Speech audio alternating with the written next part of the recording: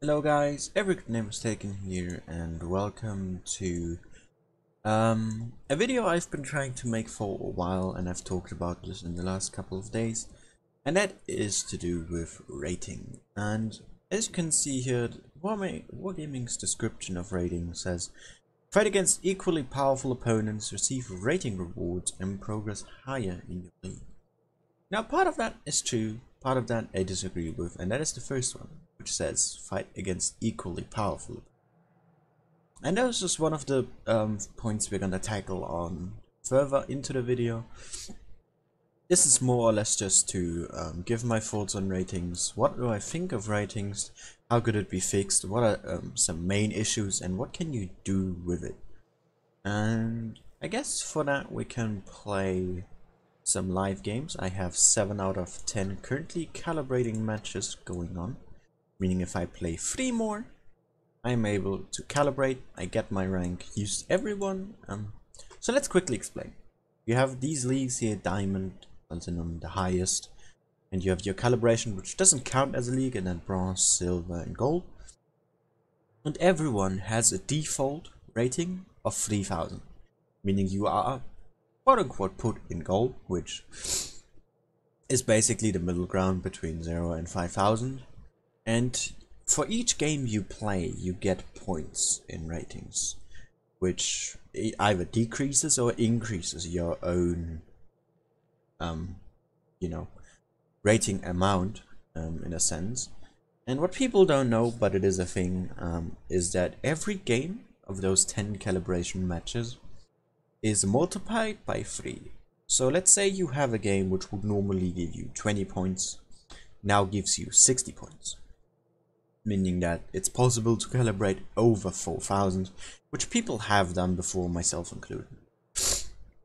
And it's not too hard to achieve. Regardless, that also goes for the negative. Let's say you were in a game that would lose you 10 points, you'd lose 30 instead.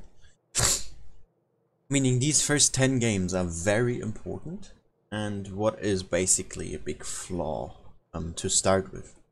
Because it says fight equal opponents in here if you select a battle mode, which is fine in and of itself, but that is not true for these first 10 matches, more or less.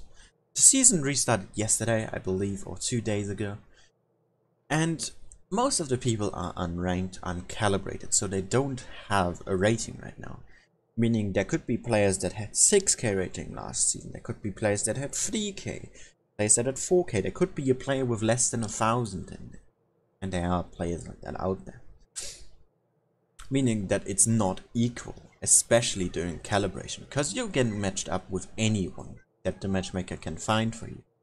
So that, especially in these first couple games on day 1, there could be like, oh look, it's 2.4k average versus 2.7k average, which is just because only 2 people have calibrated yet, because there's one on the enemy team and one on your team that have calibrated ratings. And you might be one of those that reaches 5k easily, meaning that you are way out of your league basically. And fight against easier opponents, meaning you will have an easier time in battles, resulting of course in a better result, and thanks to the ×3 multiplier will get you way higher than what you would calibrate at if you were to fight on an even ground, basically.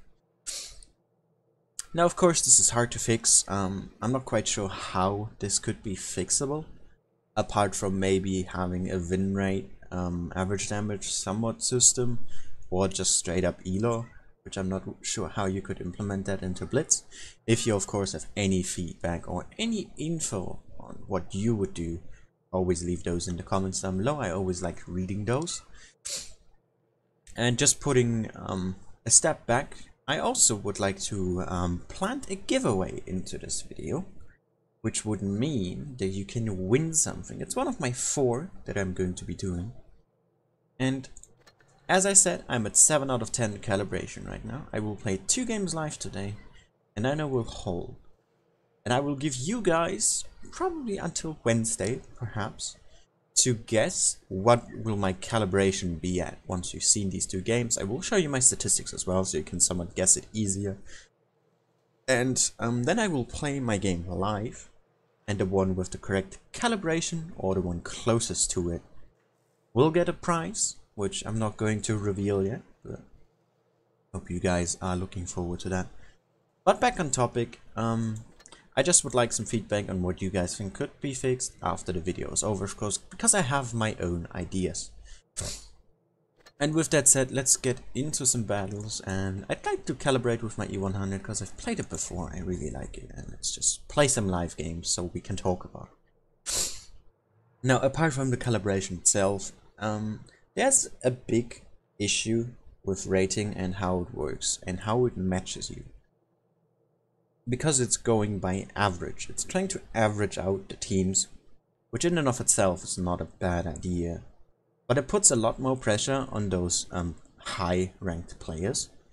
Because, for example, if you are at 5k, let's say 3.6 is the average in this round, which is pretty even on both sides. And there's also fooded, by the way.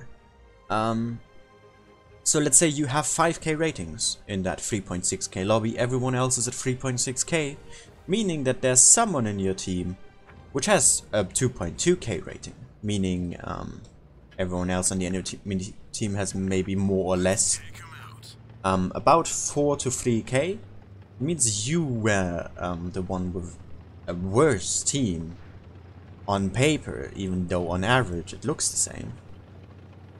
And that's what makes it a bit difficult to really figure it out. And an idea what I would have, and I've always proposed this, and I will also forward this video to Wargaming, so please, again, leave your feedback in the comments, would be to make a somewhat, I don't know how to call it, I'm just calling it a threshold that you could implement, meaning that, for example, in this game the average is 3.6k, that only people with, for example, 3.3k to 3.9k get matched into this, so that there's a difference of 600, maybe make it less, maybe make it only 400 difference, so it is 3.4 to 3.8. Make it so that the teams are actually equal in skill, and that in the end of the season, when someone reaches 6k, that there's not someone with 2k in your team when the average is 4. Because that's not how it should be. That's not what you would want to see either as your own team or just in a match in general. Because rating is supposed to be an end game playground, more or less, where you can fight against the good players for, you know, some rewards, get exciting games, other than tournaments, of course. But that's currently not the case with how the system is built, in my opinion, which is why I dislike rating a lot. There's also some other factors to that, which we're gonna get to in a moment, but I'm just not a fan of rating in its current form. And if they were to change it, or just some small changes, like the one I mentioned, just making the matchmaking way more even would already help a lot, at least in my opinion.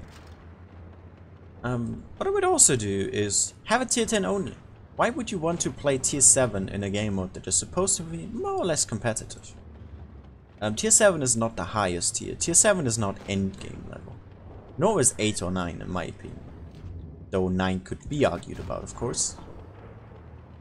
And it's just not something that makes sense to me. And with that being said, having a tier 10 only, I would also exclude premiums and collectors, just for the pay to win aspect that people keep talking about, which I of course disagree with, but I still think it shouldn't be in ratings itself, because that gives everyone the exact even playing ground of, hey, if you have the tank, don't complain about, you know, if the enemy has a tank and you're like, oh, it's too strong or something, you could play it as well. It's a Tech 3 tank.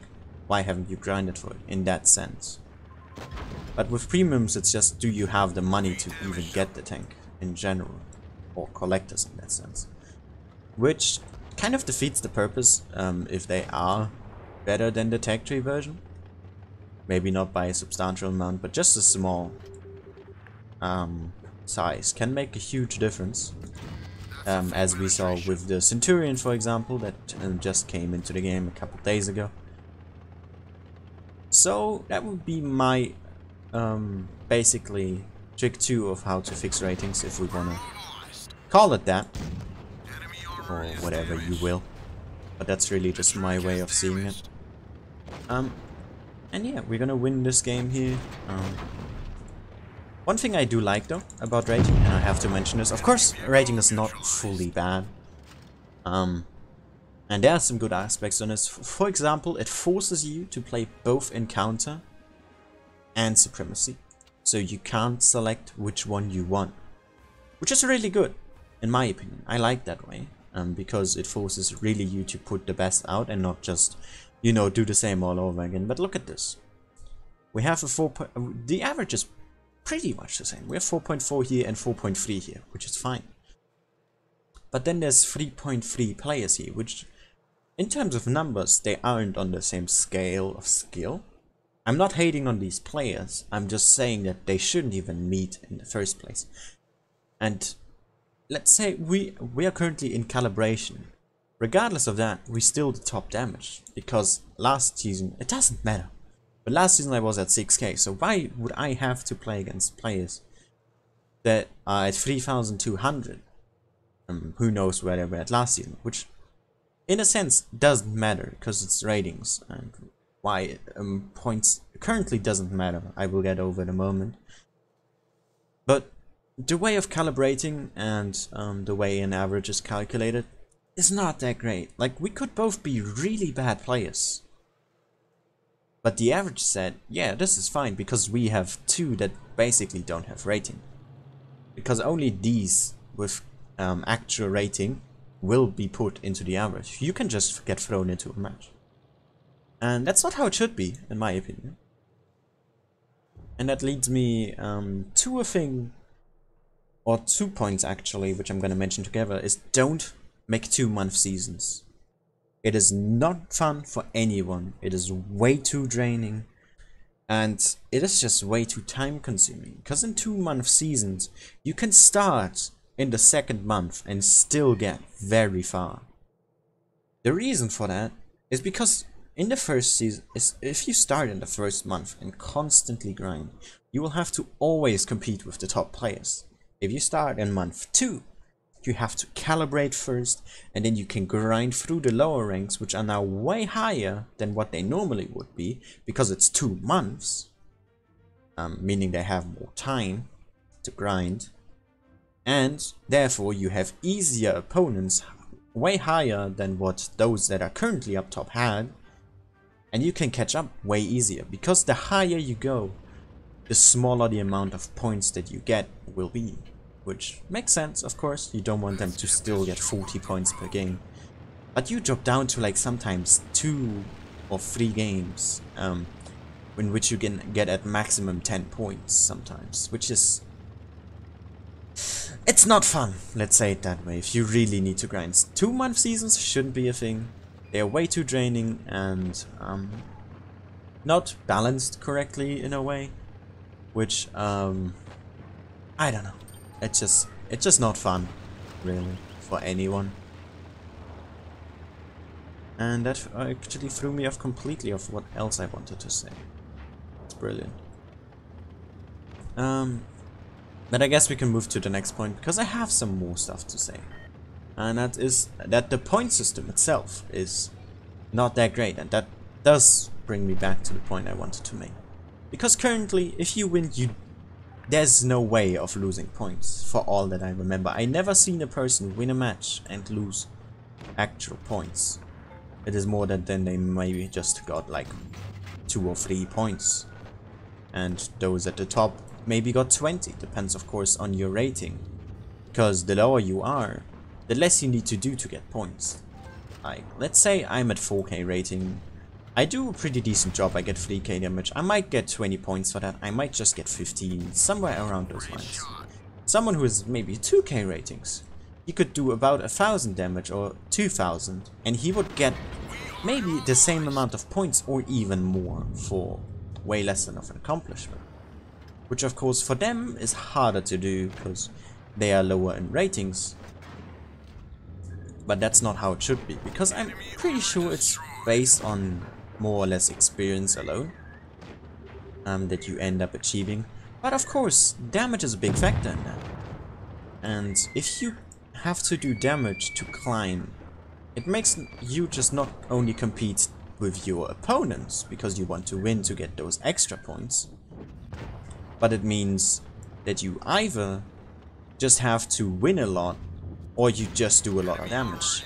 And in a game mode where you not only compete with you know, your opponents to win the game, but also your teammates for damage, what is gonna happen? Of course everyone will play very egotistically because they want to make as much damage as they can, to get as many points as they can, to not maybe drop, or because they are really close to leveling up to the next league. Or maybe it's just a leaderboard placement, meaning that they're not gonna go for wins anymore. They're gonna start going for the damage instead, or maybe the kills, because those also do give quite a bit of points. And that's an issue, because you're not gonna help out your teammates anymore. You're not gonna go and shield damage for them, because you want to keep your hit points to yourself. You don't want to die just yet, or well, really early on, I guess. And that defeats the point of a multiplayer game, because you're basically playing the game for yourself. You're not playing for your team anymore. You're not playing with your team anymore. That's what a lot of people do, which is why you see a lot of tanks or people camping, which is what they wouldn't do if it were a random match, because in random matches, which do affect statistics, which is one more thing, they go for the win, of course, because win rate is important to people, and so is average damage, so they try to balance both. But in ratings it doesn't matter, so all you need is damage. Because even if you lose, there's a chance that you don't lose points, that you either, or that there's no difference, you don't lose, don't gain, or that you just lose a slight amount, like 1 to maybe 4 points, if you do really good in your games. For example, we lost here. The SDB is a good player, he plays rating a lot. He's at 4.6k right now, he only lost 8 points, which, you know, is good for him. And this person right here is a bit higher than him, did a bit less, actually quite a bit, and he lost 12 points because he didn't do as much damage. Which means all you kind of have to go for is the damage and maybe 1 or 2 kills, and you can secure yourself one of those top spots, which either lose the least points or gain you the most. And this is what I mean right here as well. 268, he is a good player. I'm not sure what happened here. Maybe he died first, he couldn't connect the shot. He's at 4.1 ratings. He still got 2 points for doing nothing. You cannot lose points in ratings if your team wins. What I think. I could be wrong here. If anyone has proof against that, I'm free to be mistaken here. But I have never seen anyone lose points in a winning game. And that is an issue. Because if there's 2-month seasons, and all you need to do is either win or go for damage, and you can kind of see where this is going, you can spam battles. If you win more than 50% of your games and do decent to really good in the games you lose, you more or less gain more points than you lose, which is why people get to 6k, get to 6.5k. There's Trapmelon, I'm not hating on him, but he got to 7k in ratings, which is a great accomplishment, of course.